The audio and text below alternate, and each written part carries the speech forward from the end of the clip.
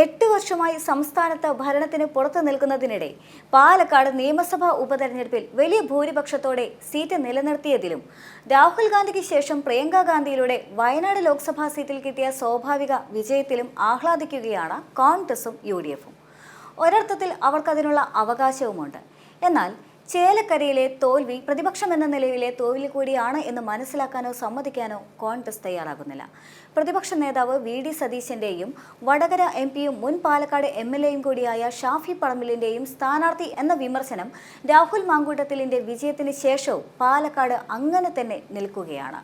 ഒന്ന് സൂക്ഷ്മമായി പരിശോധിച്ചാൽ നവംബർ 23-ന് പുറത്തു വന്ന ജനവിധി സംസ്ഥാന കോൺഗ്രസ് നേതൃത്വത്തെ സംബന്ധിച്ച വലിയ സൂചനകൾ പുറഞ്ഞു വയ്ക്കുന്നുണ്ട്. അതിൽ ആദ്യത്തേത്, മഹാരാഷ്ട്ര നിയമസഭാ തെരഞ്ഞെടുപ്പിൽ മഹാവികാസ് അഘാഡിയുടെ വലിയ തോൽവി അവിടുത്തെ ചുമതലയുണ്ടായിരുന്ന രമേശ് ചെന്നിത്തലയെ ബാധിക്കുന്നത് എങ്ങനെയാണ് എന്നതാണ്.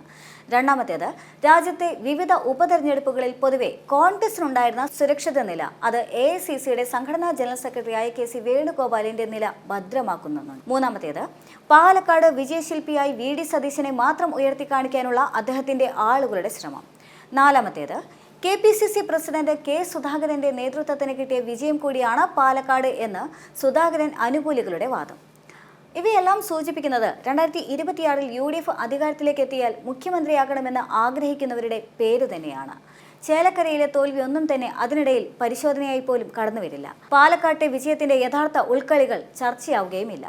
പാലക്കാട് BJP കോൺഗ്രസിൽ ചേർന്ന് സന്ദീപ് വാര്യർ വഴി കിട്ടിയ വോട്ടുകളും CPM വിരുദ്ധ ജമാഅത്തെ ഇസ്ലാമി SDPI വോട്ടുകളുമാണ് രാഹുൽ മാങ്കൂട്ടത്തിലിന്റെ വിജയത്തെയും വലിയ ഭൂരിപക്ഷത്തെയും സ്വാധീനിച്ചത് എന്ന വിമർശനം CPM ഉയർത്തിക്കഴിഞ്ഞു.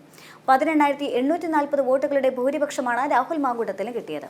BJP സ്ഥാനാർത്ഥിയായ C കൃഷ്ണകുമാറിന് 2021-ൽ E ശ്രീധരന് കിട്ടിയതിനേക്കാളും 10,671 വോട്ടുകൾ കുറഞ്ഞിരിക്കുകയുമാണ്. BJPക്ക് വലിയ സ്വാധീനമുള്ള അവരുടെ മുനിസിപ്പാലിറ്റി ഭരിക്കുന്ന പാലക്കാട് നഗരസഭാ പരിധിയിൽ മാത്രം UDFന്റെ ലഭിച്ച ഭൂരിപക്ഷം 4,590 വോട്ടുകളാണ്.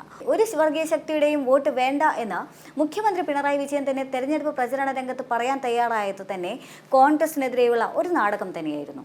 പാലക്കാട് കോൺഗ്രസിനെ കൊണ്ട് അങ്ങനെയൊന്ന് ഏറ്റി പറയിപ്പിക്കാൻ നടത്തിയ ചെറിയ ശ്രമം. ആ ശ്രമമാണെങ്കിൽ വിജയിച്ചതുമില്ല. UDFന് വേണ്ടി വോട്ട് പിടിച്ച് നോട്ടീസ് വിതരണം നടത്തിയ SDPI ഫലം വന്നപ്പോൾ ആഹ്ലാദ പ്രകടനവും നടത്തി. മുസ്ലിം വിരുദ്ധ തീവ്ര വർഗീയ രാഷ്ട്രീയത്തിന്റെ പ്രചാരകനായിരുന്ന സന്ദീപ് വാര്യർ കേരളത്തിലെ BJPയിൽ സുരേഷ് ഗോപിക്കും ശോഭാ സുരേന്ദ്രനും തൊട്ടുപിറകിൽ അത്ര കണ്ട് തന്നെ ഫോളോവേഴ്സ് ഉള്ള നേതാവ് കൂടിയാണ്. അത് സമൂഹ മാധ്യമങ്ങളിലെ മാത്രം പിന്തുണയല്ല എന്നതാണ് മറ്റൊരു ശരി.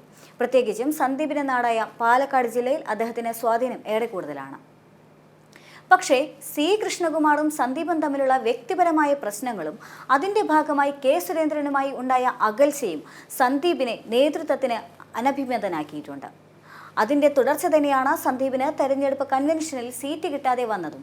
ദേഷ്യം പ്രകടിപ്പിക്കാൻ തീരുമാനിച്ച സന്ദീപ് പാലക്കാട് BJP സ്ഥാനാർത്ഥിയായ കൃഷ്ണകുമാറിനെതിരെ രംഗത്ത് വന്നു. എന്നാൽ രാഷ്ട്രീയ സാഹചര്യം മനസ്സിലാക്കിക്കൊണ്ട് സന്ദീപിനെ കൂടുതൽ പ്രകോപിപ്പിക്കാതെ തെരഞ്ഞെടുപ്പ് കഴിയുന്നതുവരെയെങ്കിലും പിടിച്ചു നിർത്താനുള്ള രാഷ്ട്രീയ തന്ത്രം BJP നേതൃത്വവും സ്ഥാനാർത്ഥിയും കാണിച്ചില്ല. അത് കോൺഗ്രസ് നേട്ടമാക്കി മാറ്റുകയും ചെയ്തു. CPMുമായി ചില കൂടിയാലോചനകൾ നടത്തിയെങ്കിലും മുഖ്യമന്ത്രി നേരിട്ട് വിളിക്കണം എന്ന് ഉൾപ്പെടെയുള്ള ചില ഡിമാൻഡുകളും സംഘപരിവാർ രാഷ്ട്രീയത്തെ തള്ളിപ്പറഞ്ഞിട്ട് ചർച്ചയ്ക്ക് തയ്യാറാകണമെന്ന CPMന്റെ ആവശ്യവും സന്ദീപ് അംഗീകരിക്കാത്തതുമാണ് ആ ചർച്ച മുന്നോട്ട് പോകാതിരിക്കാനുള്ള കാരണമായത്. കോൺഗ്രസിൽ ചേർന്ന വേദിയിലും അതിനുശേഷവും BJPയെ തള്ളിപ്പറഞ്ഞ സന്ദീപ് വാര്യർ RSSനെ തള്ളിപ്പറഞ്ഞിട്ടില്ല എന്നതും ശ്രദ്ധേയം തന്നെയാണ്. അതിന്റെ കൂടി ഫലമാണ് രാഹുൽ മാങ്കൂട്ടത്തിന് കിട്ടിയത്. എന്നാൽ ഈ നേട്ടം ആര് പങ്കിട്ടെടുക്കും എന്നതാണ് ഇപ്പോഴത്തെ കോൺഗ്രസിനുള്ളിൽ ഉയർന്നു വരുന്ന ചോദ്യം.